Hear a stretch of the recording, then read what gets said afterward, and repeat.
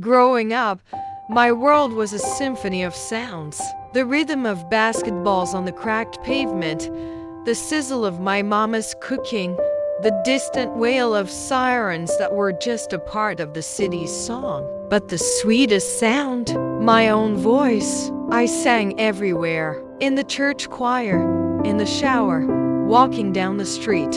Music was my language, the way I made sense of the world. My dream was simple, to share that gift, to let my voice echo in halls bigger than our little community church. I worked hard, saved up every penny from my part-time jobs, and finally got my shot and auditioned for a prestigious music academy. I poured my heart and soul into that performance. The letter came a few weeks later. Accepted. It felt like the world had finally opened its doors. My family celebrated. The whole neighborhood was proud. I was on my way. Life was a song, and I was hitting all the high notes. Then, one rainy Tuesday, the music stopped. It was a stupid accident. A car ran a red light, a screech of tires, a flash of blinding light, and then silence. I woke up in a hospital, a fog of confusion surrounding me.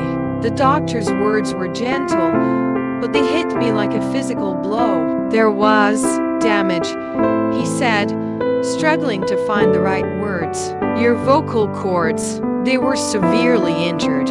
We did everything we can, but he didn't have to finish. I tried to speak, to scream, to make any sound, but only a hoarse, painful whisper came out. The silence was deafening. My world, once so full of melody, was now a void. The dream I had chased my entire life vanished in an instant. Despair was a heavy cloak I couldn't shrug off. Friends visited. Family tried to comfort me, but their words were just noise against the crushing silence in my soul. I pushed them all away. What was the point? The one thing that defined me, my voice, was gone. I was just an empty shell. One evening, sitting alone in the dark, my mom came in. She didn't say anything. She just sat beside me and started to hum a simple, familiar tune. It was an old hymn we used to sing in church, one her mother used to sing to her. Blessed assurance, Jesus is mine. Oh, what a foretaste of glory divine. She didn't have a perfect voice, but it was filled with a love so pure, so unwavering. It cut through my darkness. She kept singing night after night. Slowly, her simple faith began to chip away at my wall of bitterness. I started listening, really listening. The words weren't just about a promise for the afterlife. They were about finding peace in the present. This is my story. This is my song, she sang. And I realized my story wasn't over. My song hadn't ended. It had just changed. I couldn't sing with my voice anymore, but I still had my hands. I started learning the piano, my fingers finding a new way to speak. I began writing music, pouring all the melodies trapped inside me onto paper. I started teaching kids in my neighborhood, helping them find their own voices, their own songs. My life found a new rhythm, a different kind of harmony. It wasn't the one I had dreamed of, but it was beautiful and meaningful in its own way. I found my assurance not in the gift I had lost, but in the purpose I had found. My story is still being written. My song is still being sung. If this story resonates with you, please share and subscribe while we sing this amazing hymn together. Blessed assurance, Jesus is mine. Oh, what a foretaste of glory divine, heir of salvation,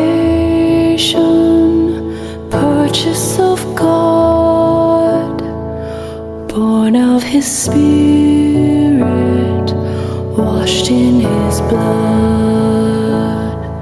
This is my story, this is my song. Praise praising my Savior all the day long.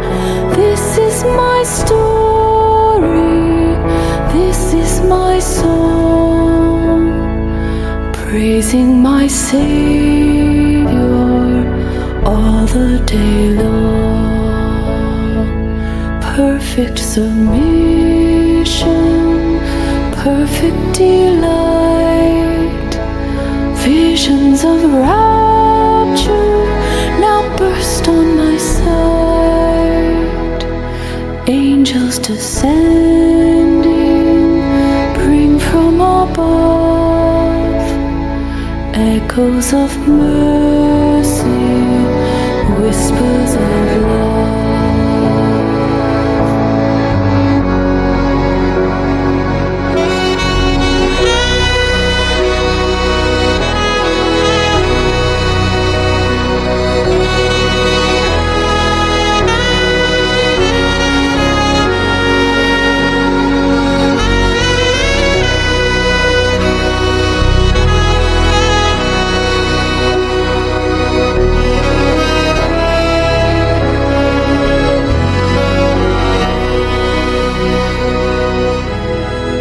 Perfect submission,